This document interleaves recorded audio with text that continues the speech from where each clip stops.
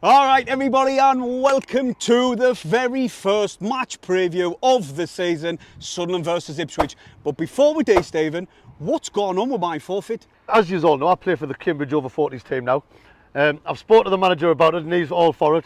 But we need to wait until they get the goals put up in Thompson Park, because they haven't got the goals up yet. So we're going to get the goals up. It'll be either after a game or after a training session. We'll have the nets up. Thank God for that. Right, let's move on then, Stephen. Ipswich, we're going to get these out of the way. We first talk about these.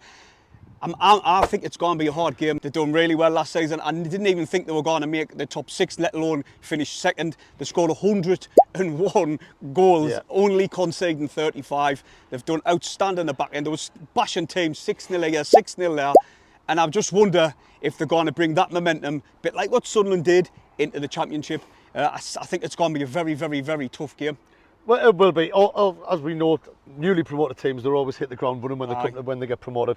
And like you said, last season, they had a manager change. They brought in Kieran McKenna, who I believe he's got a lot of experience of working under top-class managers. And then when he went to Ipswich, he hit the ground running, made changes, and like you said, they were scoring goals for fun, and they had a meteoric rise up the table and got themselves promoted. Tony Mowbray speaks highly of them. He was a coach there for 9 years, so he's got ties there, and even him himself says it's going to be a tough game.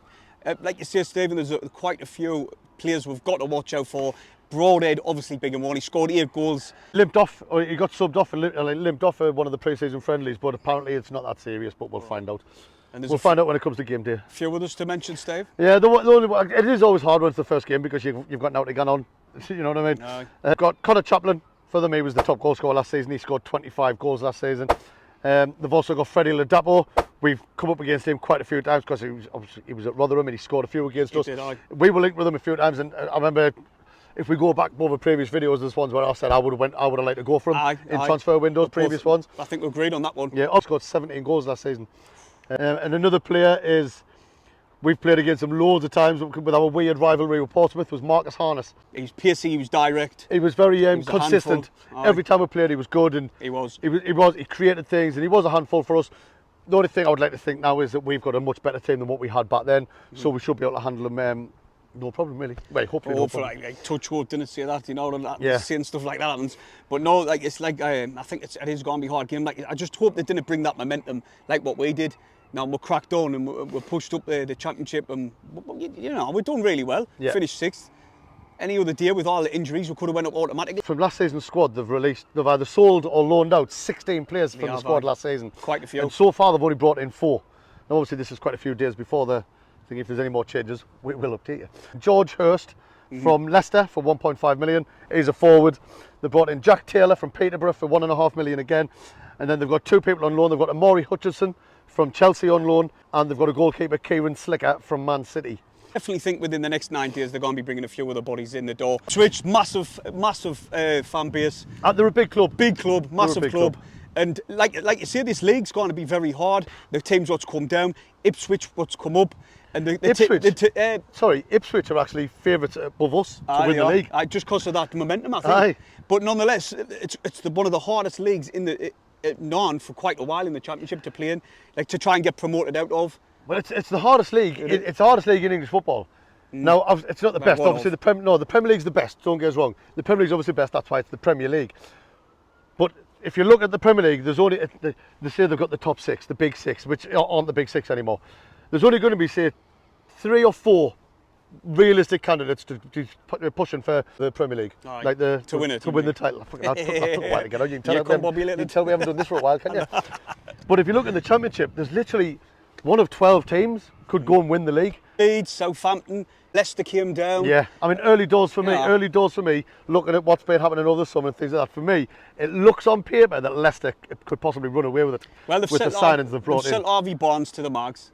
Oh no, but Harvey Barnes, I'd rather have John. I'd rather have John Barnes. He's still a good player. I'd rather have John Barnes at age he is now. Well, they're going on like he's a freaking milestone signing. He's a good player, man. Oh no, wait, no, he was a good player in a shit Leicester team last season, and then they've just paid 50 million on him because they can't get anybody else. They can't get any big signing. Jimmy Vardy can still do his job. They've got really good team, and I think they've brought in Connor Cody, Harry Winks. They've signed Callum Doyle.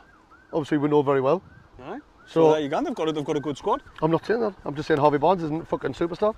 I didn't say he was, but nonetheless. Yeah, listen, it's still going to be really hard season. Stephen, where would you be happy with in the top 6 again? I'll be happy with playoffs. I Aye, think same. we got the playoffs by surprise last season. None of us predicted it. Like you say, most of us would have just been happy with stopping up. I said mid-season, mid-table would be classed as a brilliant season, Well, and we surpassed that. Well, everybody else is expecting promotion. The club have even said, well, the main priority is promotion. Well, as yeah, well, so. we've said we're going to go for it, but our aim is promotion. Aye. But last season our aim was staying up in stability. So this season, and we got the playoffs. So this season, should be Speakman and all that, and Dreyfus, they've all said they're looking at the top 2. That's what they want to aim for. Good. Well, so that's good. That fills us full of confidence for the 6th of August when we do play on Sunday, 5 o'clock kick-off. Exactly. That's what it is. I'm happy with that. Quickly on Sunderland, Stephen, because we've been waffling quite a while. Pre-season was absolutely mint. We scored a boatload of goals. We did ship quite a few, but mainly it was just to get fitness up, fitness levels up, minutes in legs. And when we were playing, I can't remember the last one we were playing, where Silt, he looked class mind. He got injured, and Matete got injured. He's had an operation. And he said the operations went well, and he's looking forward to coming back. So I'm looking forward to seeing Matete this season because I really rate him. I dig and all. I think a couple of standout players from pre-season. You've got obviously Hamir Samido. He banged a few goals in. Chrissy Rigg, 16-year-old. He's been quality. He's been mint. Haji's been doing well as well. He has. And there's loads of, I mean, a couple of weeks ago, Daniel, he scored and all against Gateshead. He's been doing mint. Listen, everybody who was playing has done well. Gooch, I tell you what, his delivery to me has been mint to watch. Yeah. So they are impressing in pre-season. Obviously, more minutes in legs. Yeah, obviously first game of the season, you never know what's going to happen. Obviously, Mowbray's been watching the team in the training grounds for the whole of pre-season. He's been watching he's been mixing the squads about, which you do in pre-season to get minutes in everyone's legs. Quite a lot. Like say the signings were brought in, who's going to be starting straight away, who's not, who's going to be keeping the spot. It's anyone's guess. I mean, and as we found out last season, you can never try and predict what Mowbray's going to do because you'll always get it wrong. Rightio then, Stephen, that brings us on to score prediction for the Ipswich game on Sunday. What do you reckon? Do you want to go first or should I? Or considering that it's the first one, we'll have to flip a coin, heads or tails. He's actually got a coin. I forgot what coins look like. It's the lowest coin. I'll go tails never fails. Heads. It's failed. Right, I'm going to go for a Sunderland 2-1 win. Very hard game, tough, close game. But I do think it's going to be a tough game. I think Ipswich is going to come flying out the blocks. I think they're going to get an early lead. But I do believe, and since it's the first game of the season, I've got to do it. I've got to do it. I know what you're going to say. I'm going to say 3-1 Sunderland. And you? Well, I hope you're right, to be honest. We didn't have 1-3-1 win all last season. And he's gone forward straight away. Yeah, he's never learned. Well, but I still won. But and anyway, comment below your score prediction, get involved, and I think we might take a tally of who gets the correct scores as well, maybe, and give a shout away to one of them, or not. No, actually, we'll do a channel member. Yes, channel members. Channel member. More coming to the channel members this years season. Will be getting a hell of a lot more content, behind the scenes stuff, and free giveaways basically. Behind the scenes will be in either mine or Paul's kitchen. Or us kicking off at the Seagulls. Well, that's about it, Stephen, for the first one of the season. Yes, I cannot wait. Really looking forward to it. Hit your thumbs up. And subscribe if you're new. We're the lads.